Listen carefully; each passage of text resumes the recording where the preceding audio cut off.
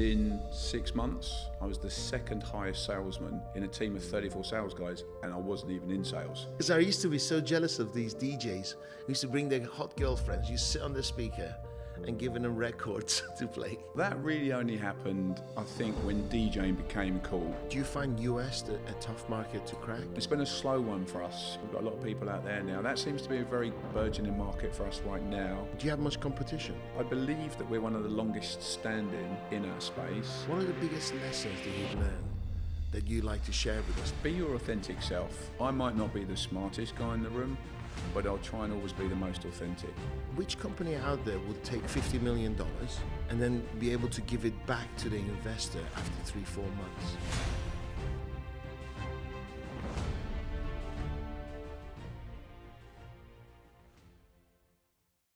Gladiators, welcome back. Today I have a special guest, a fellow gladiator who has a history that resembles mine. He happens to be my first podcast of 2026. Peter Doyle, welcome to the arena.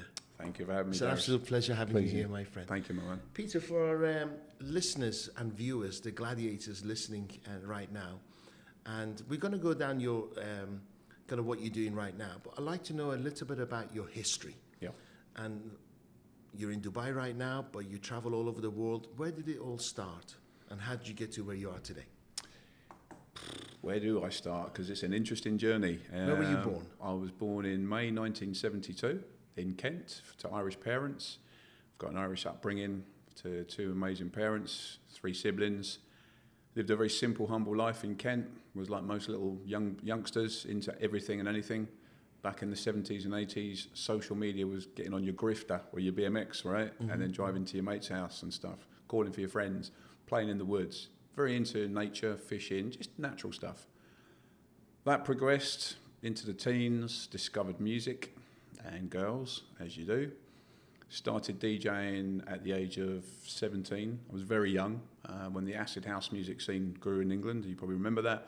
Do you have a girlfriend who used to sit on the speaker and go through your records and give them to you? I had more train spotters coming up to me asking me what mix that was. Really? Because I used to be so jealous of these DJs who used to bring their hot girlfriends, you sit on the speaker and giving them records to play. Do you know what? That really only happened, I think, when DJing became cool. Because in the early or late 80s and early 90s, DJing was still done from there, not from there. It wasn't what it is today, where you've got the rock star DJs that are travelling around in private jets and you know, got the entourage. It wasn't like that back in my day. It was done very much from a place of love. You were just into the music, into the scene, before the groupies and the girls came along. But it was interesting times for sure. Yeah, I remember in the nightclubs, the DJs got the hottest girls. Yeah. So, yeah. Yeah, but that's not why I got into music. So, yeah, so you were doing the music scene. Yeah. And then? So I became a music producer or into music production in about 1992. So I started to work in music studios. So my life was 24/7 music. Yeah, I've got a big tattoo in my arm that says music in me because literally it's all I've ever done since I left school. It then took me internationally travelling. I was a resident DJ at Mambo's in 1996, 97, 98. So again, I built a name for myself there. That was really a platform that helped launch me internationally. I then was fortunate enough to travel the world. I was coming to Dubai 4 or 5 times a year DJing. Since 2003, the year my son was born. So I pretty much watched this place get built, and it inspired me back then. And then every year I was coming back for a good 5 or 6 years, and then one year I had my mix CD that was launched out here, and some of my old friends from Ibiza were out here. They'd set up like an advertising company, which then morphed into an asset management company. They came to my gig, the launch party. They were like, "Pete, it's great to see you. You've done really well. You know, you love Dubai. Have you thought about a career change?" And they sold me a dream, quite simply. And at that point, I was in my late 30s. My kids were really young, and I was open to it. I was a little bit disenchanted with the music industry back then. Downloads had started. It was becoming full of the groupie kind of thing as well, and it was kind of selling its soul a little bit as well. Indeed. It became more business than soul. Yes. Yeah, it changed. It was changing, and I just basically embraced this change that came. And the guy said, "Look, we're setting up an asset management company. We think your skills are transferable. And they dangled a figure in front of me. I thought, well, that's a lot more money than I'm earning in the UK. So I came over here, left my family back in the UK, with a very young family at the time. Right. Learned a whole new career at the age of 38. Wow, so you all started in Dubai? Yeah, my company was set up here in Dubai. Right, I didn't know that. Yeah. Okay, cool. So that's why I've come back here again. It's gone full circle, right? So you were like a financial advisor, or you were head of a company with asset management? I was the head of client liaison. I've always been really good with people, and I prefer doing face-to-face stuff. I did try some of the cold calling sort of sales techniques, learned a whole new career at the age of 38, and I was probably one of the oldest guys in sales. It then became quite apparent that sales itself wasn't for me in the traditional sense.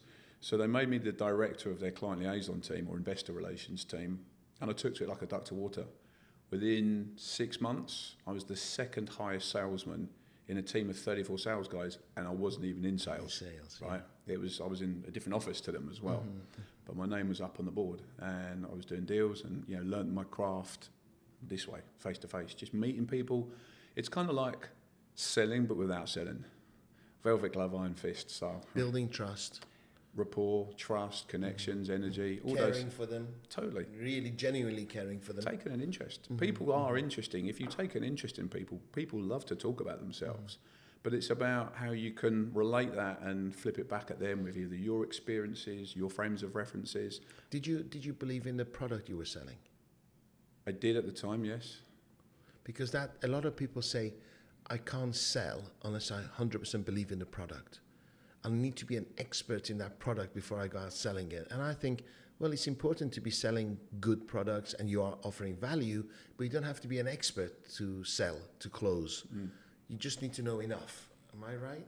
Yeah, that's fair to say. I mean, look, I came from the music industry, DJing, so I've still got this in my current rearview mirror. I didn't know much about, it was in the carbon credits trading, green energy.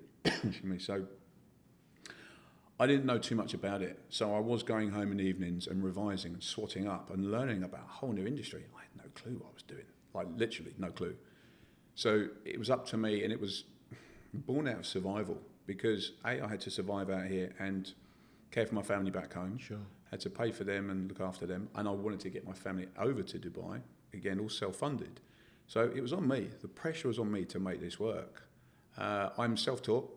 I've never been an advisor per se. I could probably do a job better than most I deal with, but that's just because I've learned it on the fly. So I've got no formal training in finance and investments. I've learned everything on the coal face myself. Wow. Yeah. So doubt was setting in at times. You were thinking, what have I done? This pressure. But all credit to the people who found you as an opportunity for their business. They stuck with you because although sales wasn't you, they thought, I will put you into client liaison, client service, and then you started shining. Yeah. So they could have quit. They could have quit on you, right? And you could have quit, but you didn't. They saw something in me that I didn't see in myself. Wow. And I know that now, retrospectively. I didn't know it at the time. But then once I got comfortable, and like any salesman, you start to do some deals, your name goes on the board, you start to think, oh, hold on. Maybe I'm doing something right. Correct. Yeah. And are those people in your life right now? Or No. No. Okay. No. Okay. So how long did you stick with that, and what happened? 2.5 years, that company was around 4. Towards the end of my tenure there, a few things happened. Like anything in Dubai, there's always a story. They had a few issues, and they weren't, let's just say, aligned or congruent with who I am. Yes. They faced a lot of legal issues and challenges, and the company folded. But it Where were they based? Email Square, downtown. I think I know them. I think they met with me. Beautiful boardroom, really nice offices. Yeah, let's not mention it. I recall. Yeah, they. Why would that? 2012 was this? Yeah. Yes. I recall. Were they Middle Eastern? Were they Asian? No. Indians. British run. British. Okay. Yeah. All right. Okay. Yeah. Right. Did they sponsor some racing? Yes, they did. Yes, I know It's them. Yes, definitely I know them. Yes. Cut. I know that. I know. Well, it's got nothing to do with you're an employee, right? Yeah. So. No, it taught me quite a few things. It's like anything, right? Your life is, I say, like a book, and you've got chapters in your book. Some of those chapters are just paragraphs, and sometimes just sentences. This was I'd give it its own little mini chapter. And it taught me two things in life and in business: how to do business and how not to do business. And when we found out that they weren't necessarily playing with a straight bat, it taught me two things: that, well, I only shoot with a straight bat, and that's who I am. So I wanted to stay congruent with who I am. So it taught me that very much about integrity. I agree. There was one time I was going through a bit of a down patch in my life, and I met this guy who wanted to do some business with me. He said, "Come to a meeting," and I'm sitting. Is in a lounge, and I'm sitting in the corner just minding my own business, and they were planning a bank robbery. I swear to God. And somebody said, "Well, we need a car. Well, we'll take yours, Dariush." And I'm like, hang on a second. I couldn't sleep that night. I was thinking, I had no idea what I was doing there. The guy just said, "Come and join us for this, party, drinking, whatever, dinner." And innocently, I was sitting minding my own business. Suddenly, I'm involved in a bank robbery. I just thought, really, I couldn't sleep. I had to avoid this guy, and he was coming around to my house and things. I had no idea. But just one small turn, you could be hanging around with the wrong people. It doesn't mean you are. You just made the wrong decision to say yes to a dinner party. Right? But also, I think there's also, on a deeper, sort of more metaphysical sense, the universe has sent you that lesson to test you. Yes. Are you going to do the right thing, or are you going to do the wrong thing? Correct. Because look, a lot of people, I guess by association, think you're a bad guy, you work for a bad company. Correct. But there was loads of good guys that worked at that company, and they've all gone on to do really great things, which is quite nice to say, myself included. But it was a lesson that I think I needed to go through myself personally, as well as them separately. So I think it's like anything; it teaches you two things: how to do business, how not to do business, and you make that choice. You're at that crossroads. Correct. Yeah. It's like any relationship, you don't marry the first person you meet, right? True. And then you learn from that experience. You're not going to make the same mistakes, hopefully, otherwise you're stupid. So you left that, and then what happened? Yeah, I set up You're talking about 2013, 14 now? 2012. So it was at the end of 2012. I set up CGW. Funny story on this. The business plan that came to my mind was, at the time I was doing some consulting for another company, more business development. And I had a fever, and I was kind of hallucinating with this fever in my villa, tripping out a little bit. And I just sort of sat up and had this epiphany moment. And it was like, I literally drew the dots and went, well, if I've got investment solutions here, I've got a network there, join the dots, and I'm in the middle as an intermediary. That was literally my business plan. Got out a piece of paper and just sketched it out. And it's literally, up to this day, I've still got it with a piece of dots on it as well. Literally back of a fag packet, right? Amazing. And that was the embryonic idea that I came up with. I didn't know how I was going to make it work, but I believed in it enough, because I then started to believe in myself that, well, I've got relationships, people like me, let's just join the dots and make a business out of it. And here we are. So you had financial offerings, and you had investors looking way to finance. And what was your biggest challenge? Because a lot of people say, how long have you been trading? What can you show me?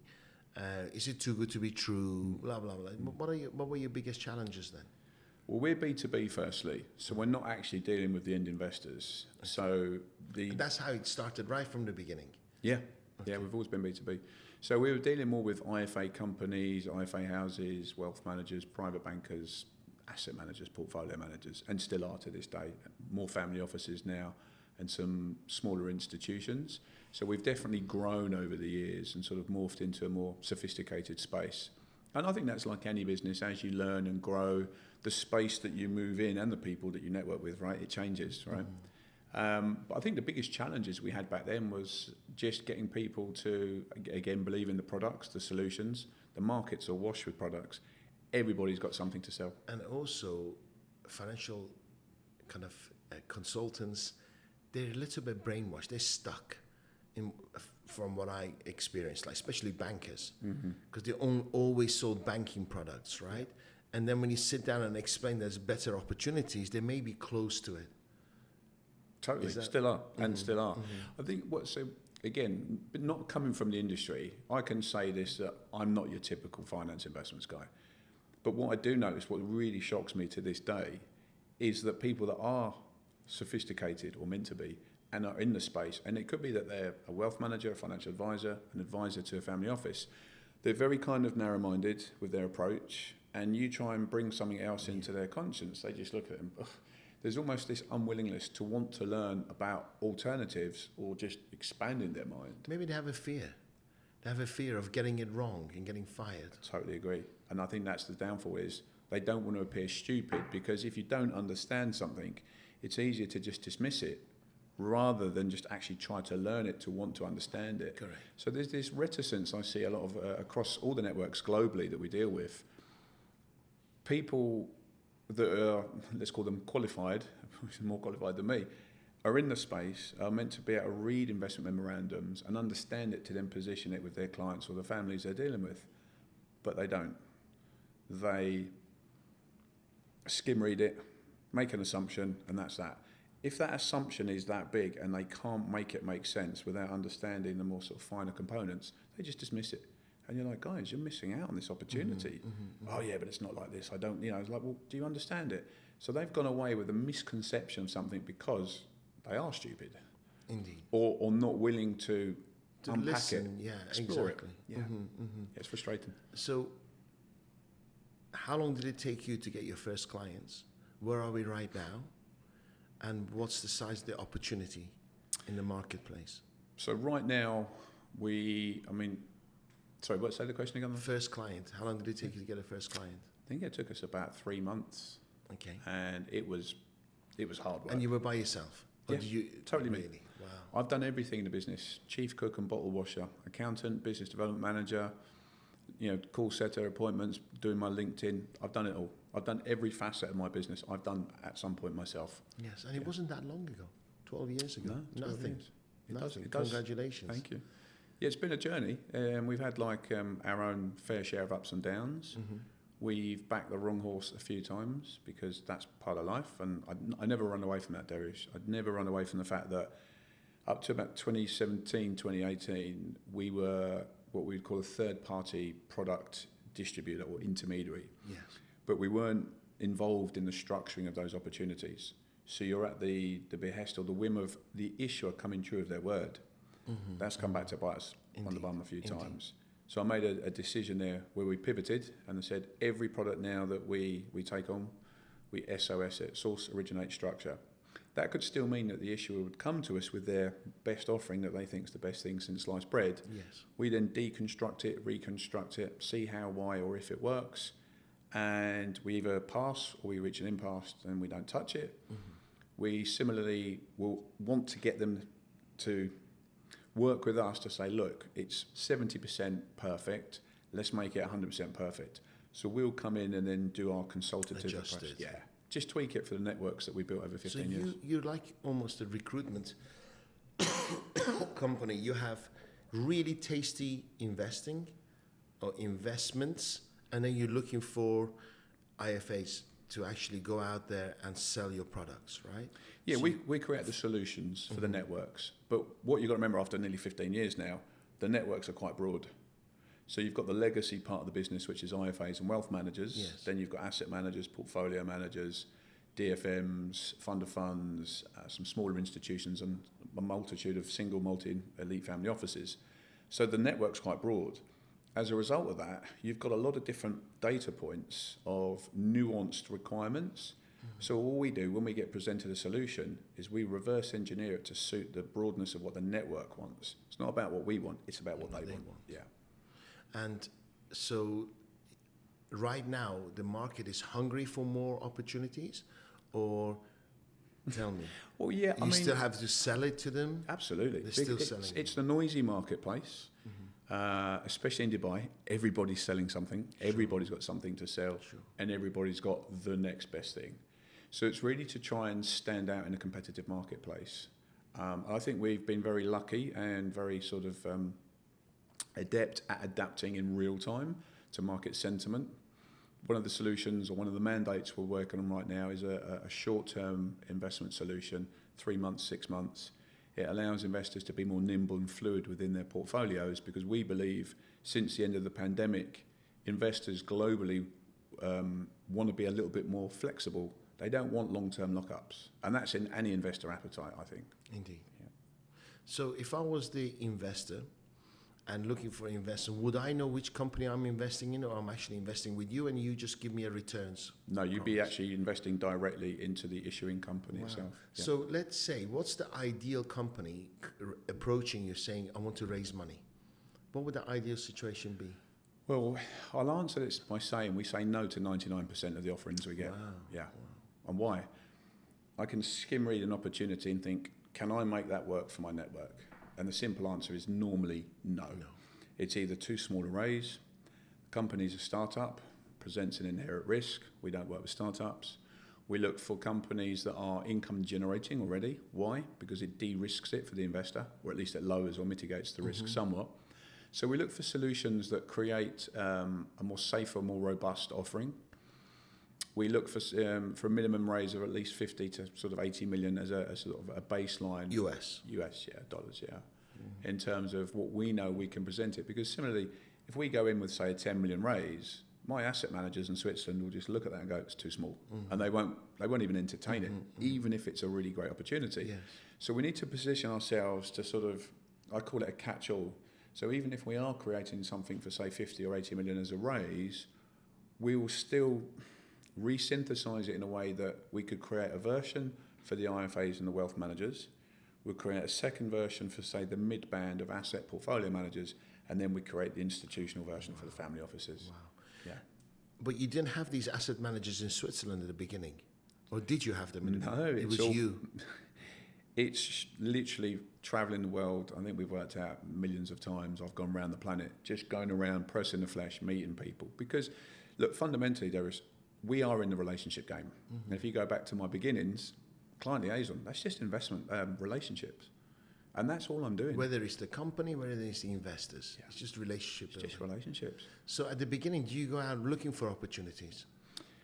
I did, but I found that I was aligned with or close to many different investment products providers of different, real estate, green energy, renewables, whatever it might be. So there's a plethora of different sort of alternative solutions that are out in the marketplace. Then you've got to kind of do your DD, do your homework, deconstruct, reconstruct. Yeah, it's a minefield. Incredible. Yeah. So if I was a company and I fit within what you're looking for, and you're offering these 3-4 month deals, which company out there would take $50 million and then be able to give it back to the investor after 3-4 months? I'm just trying to get my head around it. Yeah, so without... Or is it because you've got such a large portfolio, you'll get the 50-80 from somewhere else? So this is a very, obviously I can't disclose too much about it, but it's a very unique offering. It's in what I'd sort of call institutional litigation funding. So it's in a specific asset class and industry sector. Like if you look at a real estate offering or a green energy, they wouldn't be able to do what we're doing here. Correct. It's just, this is a fast-moving... Because the cycle's longer. Yeah. This is a fast-moving, mature opportunity in terms of how it works. Cases are coming in, getting funded and winning all the time. Can you give me one case, one industry that can do this? I've never seen it other than litigation, institutional lit funding. Okay. Yeah. Okay. Yeah. There's a lot of litigation funding and has been traditionally. There was a few funds many years ago that unfortunately probably didn't stand the test of time and then that naturally defaulted. So when I came into this particular mandate, as a little side quest, I actually invested in a litigation funding offering from the same people we talked about a minute ago, and I lost $125,000, and it was all the savings I had at the time in Dubai with 3 young kids here. Wow. Yeah, I had to send my family home. So with litigation funding as an asset class, when these guys approached me, I was like this, okay. Yeah, I've been there, done it, got the T-shirt. Literally. So I was kind of like the best and the worst person to pitch because I thought, I'm going to see what you come at. Let's check out your BS, right? And it stacked up, and then it was the institutional names behind it. I was like, okay, this is interesting. Litigation funding is where somebody's been sued, and there's a win or lose, right? If you win, you're in the money. Yeah. If you lose, you lose. Yeah. Right. So you choose those cases very carefully. Not me myself. There is an actual fund manager, litigation fund manager there that does it. They're in the hundreds of millions. These are institutional litigation funding cases. 99% of it will never come out in the public domain. It's all kept under lock and key. It's, if you've ever watched an episode of Suits, it's kind of like that. Settlements are being done all over the place. It's all earmarked for settlements. They rarely go to judge and jury. But this is, it's a big world. The returns on it are phenomenal. You're looking at 5 to 15x as a force multiplier for the litigation funders. I mean, they make eye-watering money. But what I like about it is it allows, again, smaller investors to participate in something they wouldn't ordinarily get access to. Indeed. Because if you look at private credit markets overall, it's traditionally what a lot of family offices have always been investing in. So if you just, when they came to me and I had this idea, I thought, well, if you could take the institutional version and scale it down, we could bring it to our market, and there's a lot of volume there. And the masses will buy into it rather than the few. As long as they don't sacrifice any of the insurances and components behind it. Wow. And that's what they did. So then you had to go and choose the right asset managers in Switzerland who chose the right products and the right and all over. offerings. I mean, we've got a Singaporean regulated fund version of it. We're raising capital. I think we worked out we've got 325 agents globally, pretty much in every continent in the world, in every country, more or less, except Greenland. It's going to be part of the US soon, isn't it? So no problems there. And then, again, we think it's 48 family offices. There's a couple of elite family offices we deal with, one in Shanghai, one in Hong Kong. And again, loads of multi and single family offices all over Europe, Middle East, Far East, And you're constantly judged by your last deal, right? Yeah. So, and then your job, because I'm just thinking about all the plates you're spinning. Then you have, and then you got all these fund managers, family offices, and you got to make sure, because people are knocking on their doors all the time, and you got to make sure you're on top of the filing cabinet. You got it. And the thing is, everybody's got the next best product, so they're getting pitched and presented all the times. So they're almost a little bit allergic to you receiving your calls or your deck, because again, it goes back to relationships. So sometimes you can't just shoehorn a product in. It could take 3 or 4 months to onboard an asset manager with one product. Yes. Because you've got to do the dance, it's softly, you've got to go out, you've got to meet, they made a presentation, they've got to do their due diligence. You could be months before you get a deal, 4 to 6 months in some cases. Absolutely. Then you've got to keep them. And then you've got to then keep doing that, which is why I travel probably about 2 weeks a month. I'm out of the country, just constantly travelling. Is this still bottlenecked around you? I am key man risk, if that's what you mean, yeah. I see it. Yeah. I see how hard you work. So your next job or next hurdle will be to scale without you being center of everything. And it's something that we're currently doing and already working on, because we've identified this key man risk about a year and a half ago. I just had to suck it up, Dariush, and what they say, eat glass for a little bit. Your energy is amazing. So you've been spinning plates for the last 12 years. Spinning plates and spinning decks as well. Yeah, absolutely. Well, all credit to your wife, right? Yeah. You've had amazing support, because she's gone back, you lost, you gained, and she's stuck with you all along. How old are your children now? So my eldest Rian is 23, my son Shane, who lives here in Dubai, is 21, and Grace, my daughter, is 18 this weekend. I'll fly back to the UK on Wednesday. Congratulations. Thanks. I'm proud of you. Thank you you. just moved to the Palm. I have. We're neighbours. What's life like on the Palm? Well, I'm only a week in, and I'm going to say I'm pinching myself every single day. Isn't it incredible? Yeah, it's amazing, man. Do you face the Atlantis? The Royal Atlantis. Oh yeah, that's south facing. So the sun sets in your back garden. Correct. It's beautiful, isn't it? It's something else. Yeah, it is something special. else. And every morning I'm going out for my little 50 minute walk along the sand. Just been at one before the day kind of takes over. I've done my walk this morning before I've come here. Yeah, it's kind of living life on my terms, because life's going to be crazy no matter what you're doing as an entrepreneur. But I think if you have that good home life and an amazing wife and an amazing life, it just keeps you grounded. And absolutely. So tell me about we're very similar, because I've been in sales all my life, and I've got to a stage whereby I'm done with people, right? The lesser people I meet, the better, because I think after 40 odd years of selling, I'm thinking, surely nobody's going to surprise me anymore. And there's another surprise. And you're an optimist. Yeah. Okay. What are the biggest lessons that you've learned that you'd like to share with us? Top 3 lessons when it comes to dealing with people. Be your authentic self at all times, all the time. Because I might not be the smartest guy in the room, but I'll try and always be the most authentic. And I think when people feel that authentic energy, they will just gravitate to wanting to do business with you, or they'll feel more aligned with wanting to do business with you. Because deep down inside, they see that authenticity, right? You don't have to sell it, you just are. Yeah, I wear my heart on my sleeve. I think the other one is to stay congruent and operate with integrity. Again, that's a personal thing to me. There's probably other people out there that probably don't operate with as much integrity.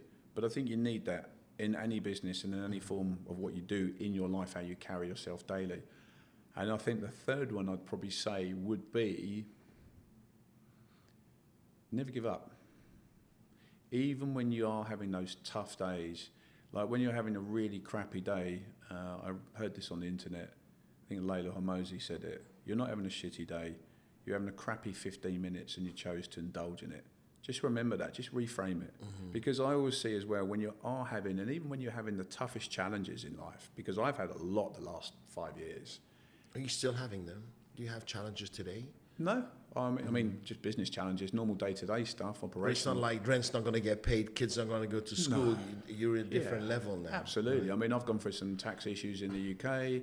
I've had some, one of my kids had some mental health issues, which is very challenging to us as a family, and we've been through to hell and back with that.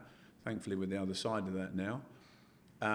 But I think that I look at everything now, and again, being the eternal optimist that I am, I have a knack or a skill that I can just reframe those crappy days and go, well, the universe has sent me this as an example, or it's given me this lesson. It's a lesson that I needed to go through to help me grow and to become a better version of whatever version of myself, husband, dad, father, businessman.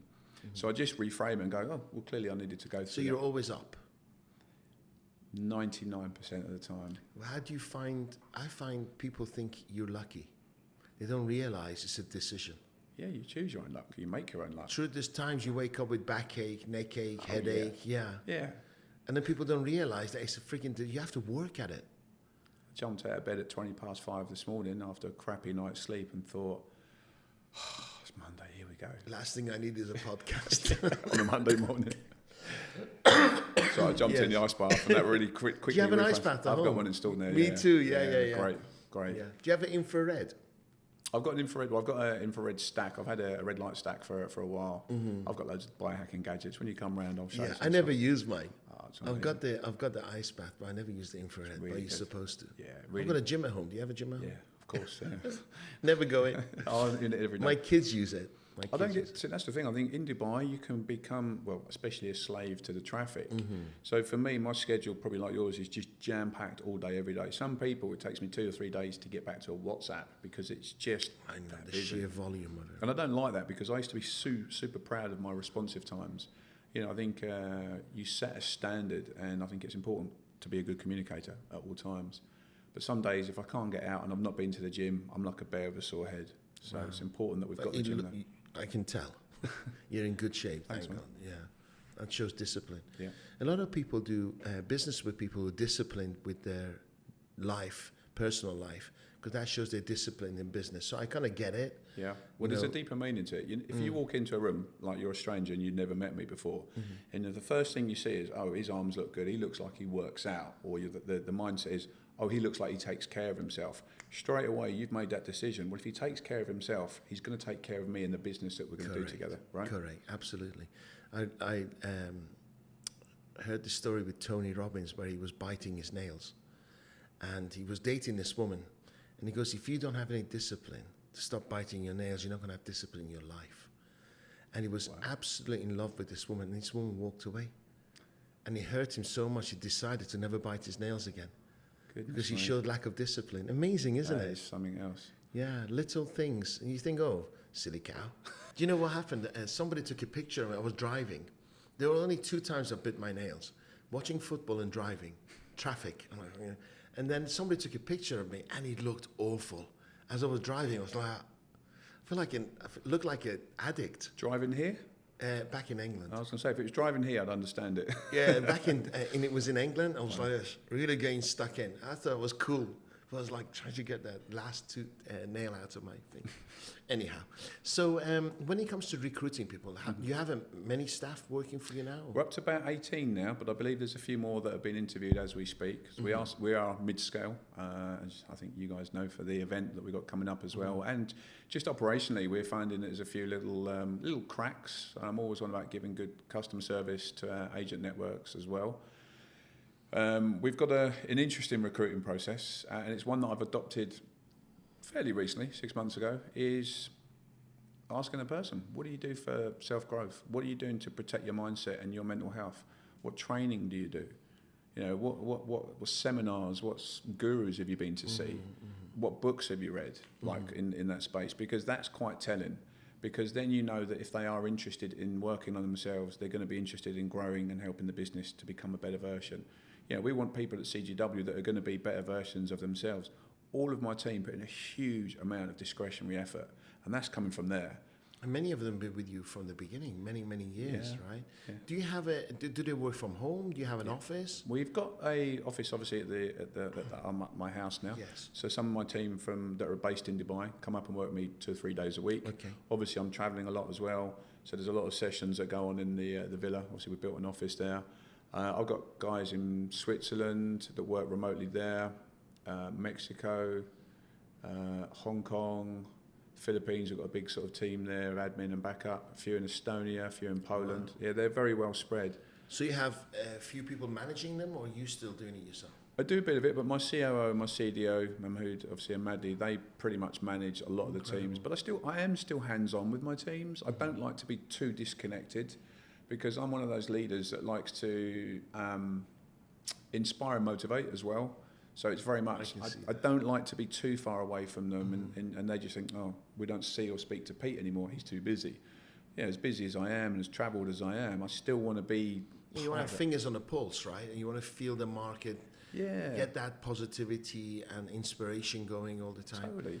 Don't you think it would have been easier to look at a couple of markets and saturate it instead of being all over the world? Well, I think we dominate our space now more than ever. Really? We're up to about 880 million raised over 15 years. We want to touch $1 billion by April. That's my goal. That's amazing. So, yeah. That's amazing. So you're getting there. We are definitely getting there. The thing is, as somebody said to me in my team recently, well, if it's taken you 14 years to raise $1 billion, how long is it going to take, Pete, for us to raise the next billion to get us to 2 billion? And they said, it can't take another 14 years. I said, no, we've got to compress that. We've got to compress that. Because of the numbers. So you have an event coming. We do. April. Yeah. So in 2 months, Yeah. what's the plan? Are you looking at recruiting IFAs? Because it's a B2B event. It is, yeah. It's a seminar, again, I think, going back to when you look at some of my roles, it's to educate people. And it's to educate the B2B networks that we work with. Because, look, I'm very passionate about what I do. I'm a bit of a stickler. And some of my network partners get a bit cheesed off with me because I'm so staunch about being a stickler for the rules. And it amazes me that some of these guys are getting really good commission for not doing that much or not really selling it and leaving it to us. I'm like, but you've got to take more kind of control of wanting to understand why this product works. You know, don't just leave it to us to explain it to you. Get involved, you know, deconstruct it yourself, understand it, rather than just, you know, skim reading something to think, oh, well, I just hope this works. They need to roll their sleeves up and do a deeper dive like what we do. So it pains me that some of these guys don't do it the way that we do it. And so all we're trying to do is, well, firstly, the event's twofold. It's to get a room full of our perfect ICPs, you know, asset managers, portfolio managers, financial advisors. So you have a number of your existing clients coming? Agent network partners, I call them. But yeah. Wow, okay. Yeah. Okay. So we're looking to fill the room again and just get their support. We've got a few product issuers that are coming in to do a small little presentation on the current offerings. But it's more about the education part of it. So we've got a guy who's leading in the AI space, who's actually been working with me and my teams. I think you know him. So he's going to help these advisors to help them grow their book using some AI techniques and tools, because a lot of guys out here are not using it.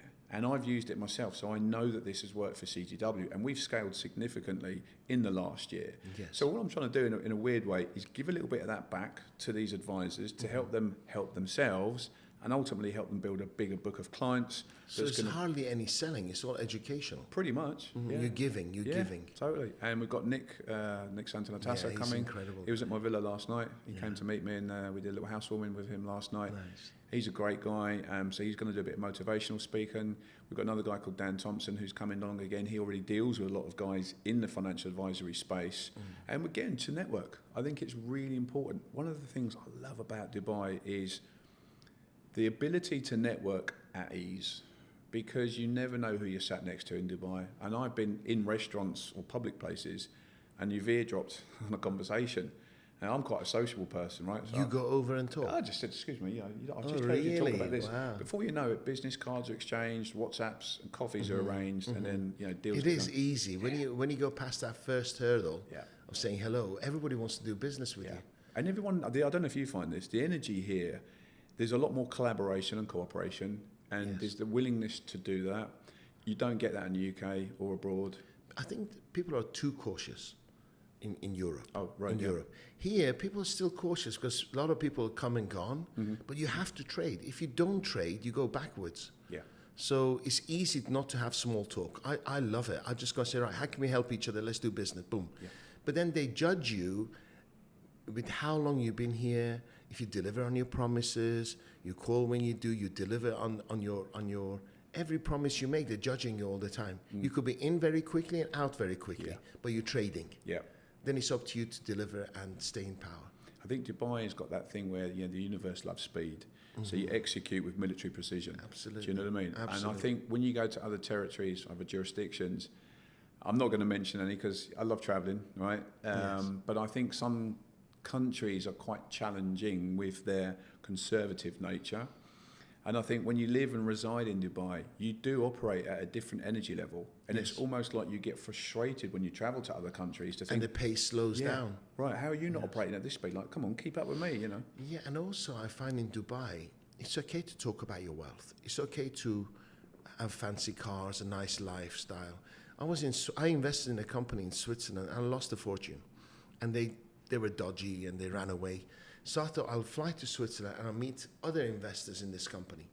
And I sat with this guy, honestly, it was t-shirt and jeans. I put almost €1 million, Swiss francs in this. The guy put 12 million Swiss francs and he was not bothered. And when you're sitting with him, you didn't even think he had 2 pennies to drop together. Always away. Down to earth, chilled. He says, okay, we lose some, we win some. I was like, come on. It's not his last 12 million euros though, right? He just said, oh, I lose some, I win some. But the guy, I found out, there's some research, it was worth about 250 million Swiss francs. Yes, but you never know. He took his time, he was slow-paced, worked in serviced offices, didn't have his own office. Wow. Really amazing. I was thinking I could never live in Switzerland because they just, under the radar, you keep calm, you go to the coffee shop, you take it easy. But here it's fast-paced. Yeah. It's a very different way of doing business. Yeah, in and Switzerland. you know what? I want to have a Rolls Royce. I drive a Rolls Royce. I don't have to hide it from anyone. No one's going to shoot me down. Your success is celebrated, right? Yeah, I mean, I think when you look at Dubai, again, just been around the energy of other entrepreneurs and like-mindeds, it kind of forces you to up your game. But also there's that reciprocal type, well, how can I help you? How can you serve me? How can I serve you? You don't get that engagement anywhere else in the world. True. It's all just take, me. True. And I just love that kind of gentle collaboration. Abundance here, isn't it? It's all about abundance. 100%. Scarcity everywhere else. Yeah. So having started in Dubai, is Dubai your biggest market right now? Because you started here? It's funny, I've only moved back a year ago, right? And that's just obviously for logistics. Me and my wife are obviously empty nesters, or we were planning to be. The kids seem to be wanting to come back to Dubai now. It is one of the bigger markets. You were in Kent before? Yeah, I was living in Portugal for a year before that. Okay. I got out of the UK about 3 years ago. Whereabouts in Portugal? Lagos, down in the Algarve. It's beautiful down there. Yes. Again, lifestyle, just to chill. But still working on the businesses because I travel a lot, so it doesn't really matter where I live. But I think the Middle East, Far East, I'd say that sort of Luxembourg, Swiss, a lot of our avatars are in that kind of more sophisticated European areas. But we've got people in Russia, a lot in Latin America as well. Latin America's more IFA, wealth manager, asset manager types, a few family offices there as well. Switzerland, Luxembourg, and sort of Northern Europe is more asset manager, portfolio manager, private wealth managers, even some private. Do you find US a tough market to crack? It has been a tough one. It's been a slow one for us. But again, we've got agents there, partners there, and in Canada, even in South America, Panama, etc. as well, Brazil. Yeah, we've got a lot of people out there now. That seems to be a very burgeoning market for us right now. But America, the issues we had with America previously, with our solutions, couldn't be sold into that market. So it was just off the table for us. We just couldn't deal with it. Indeed. With our current solutions, we've got two. We can deal with US investors. So it's opened up a whole network that we had relationships in or with, but didn't really do anything with. Now that we've got the right solution, conversations happening, engagements happening, traction, deals. So it is now growing. So somebody's listening in the US and wants to work with you. Mm-hmm. What kind of a person are you looking for? What kind of an opportunity are you looking for to develop with them? Would it be a country ambassador, country distributor, country sales director? Yeah, I think to really dial it down and hone in, I would be looking for an independent asset manager, an independent financial advisor. Again, it's that word independent. An advisor to a family offices, advisors to people's portfolios. I mean, look, we work with lots of DFMs, discretionary fund managers, that have autonomy on the funds that they manage to go into, private credit, alternative solutions. It's really anyone there that has that independence. I think when you go too big with a lot of, say, sovereign wealth or even type pension funds, that's really at the top end of institutional sovereign wealth, right? That's a different animal to crack. We've got a few, and we're meeting some guys in Denmark next week with some, so again, it's a new area for us. It's another part of our scope. But then you're not looking for a salesperson. So if I was listening to you thinking, you know what, I'm going to get on that phone and I'm going to call all these people and bring them on board. The door's open. You know where to contact me, yeah. I mean, sales directors, we're always looking for good sales directors. But we're so niche within the niche of a niche. Yeah, we're dialed right down into that really, really narrow band. I mean, one of our friends came to visit us last night. Pete, I still don't understand what you do, but you've been doing it 15 years. I know it's something to do with capital raising. Can you explain it to me? I said, well, my wife's a CFO and she's still trying to understand it after 15 years. Sure. So we are so niche within what we do. But I think, when you niche down, I think that's what gives us that added advantage, is because we are so specific at what we do. We're B2B, we're in alternative investment solutions in the private credit markets. We deal with a variety of different avatars. And if what I've said obviously resonates with them when they hear this, then sure, reach out. Yeah. And then a lot of people say, what's the guarantee? I hate those words. What's the guarantee? I said, well, the banks are going bust all the time, right? There's no guarantee the sun's going to shine tomorrow. There's no guarantees. Absolutely no guarantees. So there is a history, a track record that you say, look, this is what we've delivered. Yeah. Has there been times that you haven't delivered on your promises? If so, what percentage? It's not us that hasn't delivered. It's the issuer that they've invested into. So we have to sort of remove ourselves from the royal we in this ecosystem here. We've always assured people that we operate with integrity, put our best foot forward. I mean, to say it differently, I've whistleblown on 2 products over the years where I've literally just cut and said, guys, we're not raising for this. Yeah, literally, because I had to save firstly the network that I built, but more importantly, investors and the investors' hard-earned money. I have no problem whistleblowing on a product and just pulling it and stopping the capital raise. And I've done it twice, and thankfully both times. One time was a little bit messy and murky, but one I did get a lot of people out early. I stopped money going into it as well, which was good. A lot of people were a bit at the time upset with me because people stopped getting the commissions and there were some big deals we've been worked on. But I said, but long term, you saved everyone. Saved their bacon, right? They just couldn't see it at the time. So that's what we've always done. But I think more importantly is when we work with specific issuers, we always look at their ability to manage and service their debt obligations. Like we're constantly scrutinising things all the time. We've got a team that's outsourced that do that for us. We do it ourselves as well. We're always probing, we're always analysing. It's never ending because, again, we're so niche. And again, after 15 years, back in the wrong horse a couple of times, you get to have a skill set of features and components that you're always looking at and analysing. You don't just leave things to chance. Oh, here's a product, we'll just go and raise capital for it. You can't think like that. Sure, especially when it's your baby. Yeah. So do you have much competition? We've got a few. I think we're definitely, I believe that we're one of the longest standing in our space. There are a couple that have been around for a decade, a little bit less than us. We're nearly 14 and a half years now. I'm not sure what numbers they do. I do think we're probably the more vocal out there. We've stuck our head above the parapet to show people what we do, why we do it, and how we do it. Yes. I'm very proud of that we do operate differently. I think some of them don't necessarily do the SOS model that we do. That's given us our real USP, our niche. Yes. Yeah. Amazing. Where do you see yourself in 5 years? Not retired. Well, I think No. we had this conversation before the podcast started. Slowing down or changing doesn't necessarily mean retirement means death, right? Yeah. So doing other things. So where do you see yourself 5 years?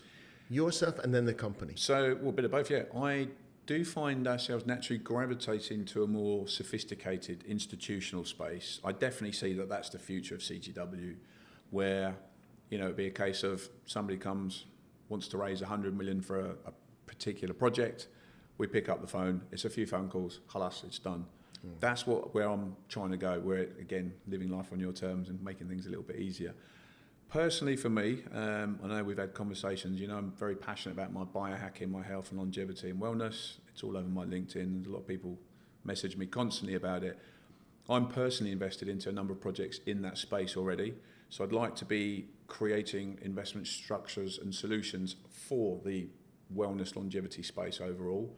I think that because it's a passion of mine, I'd like to be raising capital into those kind of projects, because I've done loads of real estate, I've done loads of green energy, I've done everything that's out there. I want to be using my skill set and my network to now invest into stuff that obviously it's the betterment for mankind and humankind, but obviously to make a bit of a difference as well, because everyone needs to feel healthy and feel good. What about traveling? Still traveling around the world? I'd like to cut back a little bit on traveling. Because you've done non-stop traveling, right? I've gone platinum twice with Emirates, which you can't do, but I nearly did, but then COVID hit. So. When did we get to invitation only? So IO is you go when you're about to go. Well, that's it. You go platinum, and then when you're about to go platinum for a second time, that's when you get the IO. So I've been told. I've been platinum 3 years in a row. That means you've just kept up enough of your points to keep just renewing it, and topping it up.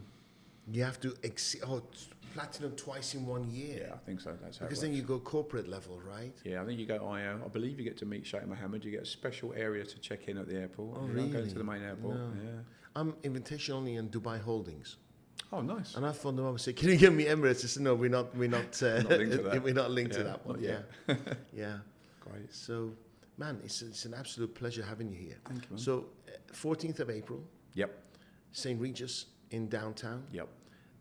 What time does your day start? Do they have to pay to come in?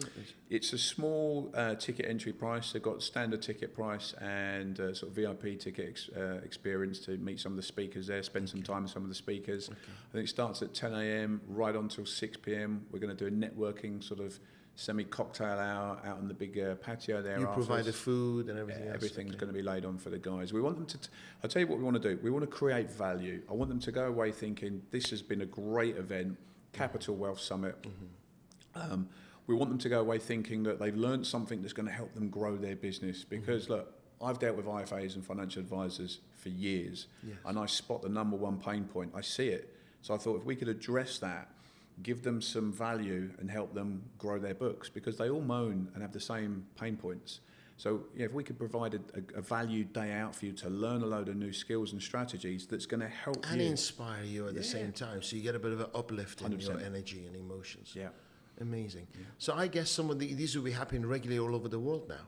Yeah, we will. So that's this is your first one. First one in Dubai. Oh, we're going to launch it here, and we've got the sponsors of two of the investment solutions that we're currently mandated with. They've kindly sponsored it, so again, grateful for their support as well. Great. If one wins, we all win, right? I think I'll be there. I think I'm invited. Better be. Yeah, better be. Yeah, I'll be there, rooting for you. Thank you, man. Man, it's an absolute pleasure. Bless you. I look forward to doing business with you, and we're going to chat, because I introduced you to someone that I need to follow up with you and see what we can do, because that could be on a huge level. And again, it's all the power of being in Dubai. You never know who you sat next to. Yeah. And bless or you. in front of. Yeah. It's always a pleasure, man. Thank you. Appreciate it. Thank you. I salute you. Thank you, man. Thank you very much. Guys, follow this man, and he's going places. So 14th of April, be there or be square. I'll be there. Shake hands, and we're going to inspire people and teach IFAs and wealth managers to make shitloads of money. Okay? More money than ever before. See you there. Bye.